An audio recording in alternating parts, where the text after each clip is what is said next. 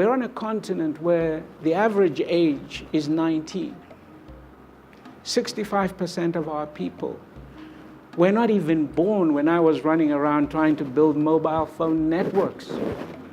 Just think about that, okay? And as these technologies are coming through that are far greater than what we saw before, how do we create jobs? How do we create jobs without having our kids cross the Sahara and the Mediterranean? How do we create jobs so that we do not have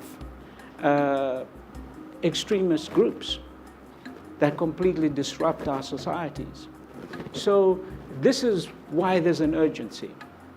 We need to mobilize everybody to participate in a conversation about how we take advantage for our benefit of these changes and build resilience where we cannot take advantage.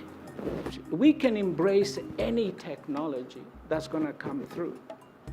The real challenge for us will be skills. How do we skill up our children to cope with it, to be able to take advantage? How do we skill up today's worker for tomorrow? We can't skill them up for the industries of the 20th century, let alone the 19th in some cases. We are now in the 21st century.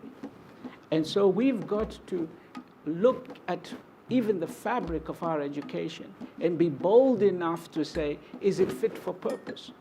And how are we going to build schools that, A, we've got on this continent 30, 40 million kids that should be in school, that are not in school at all. Well, and they're getting angry. Some of them call themselves Boko Haram. Not a good way to be angry, okay? But we have to respond to those kind of urgencies because that's where extreme voices find root. We've got to deal with education systems where we have kids in school that are not learning or are not learning to be equipped for what we are going to need to do tomorrow. So opportunities, yes, but they're not going to passively come at us. We have now to skill up and to build a learning society that is constantly learning for a constantly changing environment.